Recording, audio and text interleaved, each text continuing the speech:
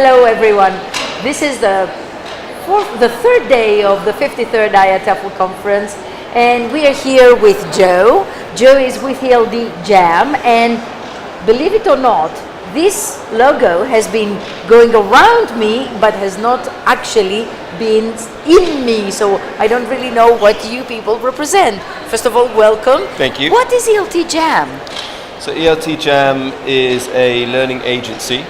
So we work with clients to help build or conceptualize, deliver digital learning programs. Conceptualize digital learning programs. So for example, if an organization has a problem, that they can explain that problem well, or maybe they don't really understand the problem themselves, we come in there with them, work out what students might need, what teachers might need, and then how we could build something that would meet that need. And what kind of services do you offer your clients? And your clients are the schools, not the students.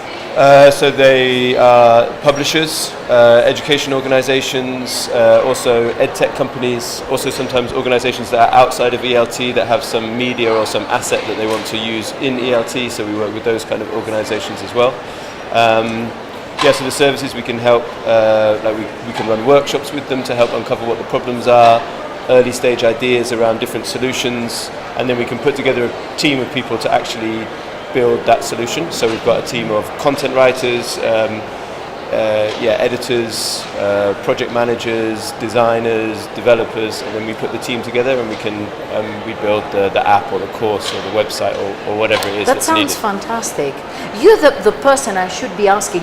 You see, I have been having this recurrent image in my head that in 2030 there will be a conference around computers worldwide, and at some point somebody will say, meeting together face to face.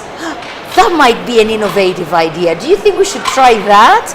Well, interestingly, as an organisation, we are remote. So we're as a team, we sometimes get together physically, but we do our day-to-day meetings remotely. So we use Google Hangouts and other kind of online tools to have our meetings. But it is really nice when we do get together. So like at IATEFL or every maybe month or two, we try and organise to get together and meet in the physical world and talk through our problems and challenges together. And that's so nice. to put it in the words of Sean, what is IATEFL for you? What does it represent for you? Well, actually, 6 years ago, the idea of ELT Jam was born at IATEFL in Liverpool. So yeah. Not only a conference, a maternity ward as well. It does everything. So ELT Jam started as a blog that was conceptualized by Laurie Harrison, Tim Gifford and Nick Robinson, and they were all here. And actually I was here as well, starting up my own separate blog, but ELT Jam began life there. And so every year we've come back, and ELT Jam has kind of grown as an organisation. It's really nice to come back and talk about what we're doing. Your background is mainly digital information technology and science, or is it mainly education and ELT, or both? Your own background? All of us have a background in teaching. Which makes it relevant. All ELT teachers. Berta was a primary school teacher in Catalonia, but all of us have an ELT background, and then moved through publishing or materials writing or edtech roots, and then come to ELT Jam that way. So yeah, we've got kind of publishing background but also edtech background, and then we partnered with a digital agency who provide our kind of technology infrastructure and support. So in this conference I keep hearing that the robots are coming, second life in education, my first life is not over yet. I'm confused. Do you think that we're getting some competition from robots here? Am I going to be competing against the robot teacher in a couple of years? No, I think that there's a real need for human intelligence in the equation. So I think artificial intelligence will play a more significant role, but there's always will be, hopefully, a role for human intelligence, and hopefully. Those things. We need the money. As little as that is, we still need the money. But I think there's a kind of interesting thing to explore is how do we define those differences? So what is it that artificial intelligence can do well, and actually how can that free up human time to make better decisions or to influence the decisions that we make as humans that then have a better impact on our learners or the teachers that we're training. So I think being clear about what the limitations are of artificial intelligence and how we can use that to benefit us as humans and the kind of decisions that we make. I think that's a kind of an important step in this process. Critical, I would say, Yeah. because we have this notion that when we talk about artificial intelligence, the androids will take over our classrooms. Like back in the 70s, it was thought that the cassette recorder will replace the teacher. I find that quite far-fetched. Tell us about the ELT Jam session. You told me before that you were not the main speaker, but what was it about? So we had 2 sessions in the program. One on Tuesday was around design sprints, which is a process that you can go through to understand a problem and then quickly come up with some solutions and then test those solutions with learners. Excellent. So that was it's a kind of short time constrained process that you can go through. So that was the session on Tuesday. That was Katie Asprey and Berta Rojas. And then we had the session today, Laurie Harrison's session, which was around Agile course development. Agile course development. So rather than a publisher taking, for example, 5 years from coming up with an idea for a course to actually having the course published or launched, can we do it in more iterative agile cycles? So a 2-week process where actually something is delivered in that 2 weeks that we can put in front of learners and see whether it's, see what's working well, what isn't working well, and then feed that back into the process for the next little bit.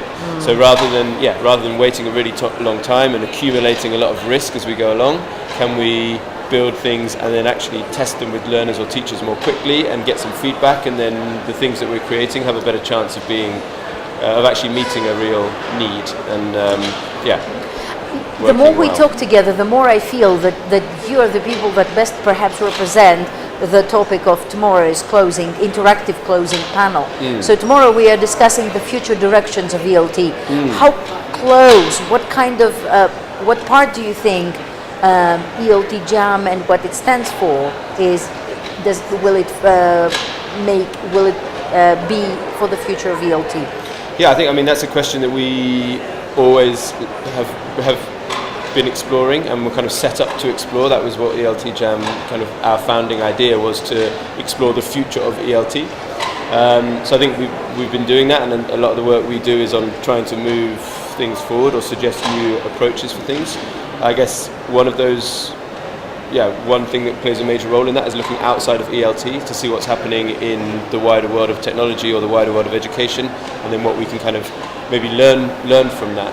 One example might be wellness apps or health apps, and how they're incorporating ideas of behavioural change and the way that we encourage people to perform certain behaviours. And I think that would be really interesting to look at how that can influence ELT.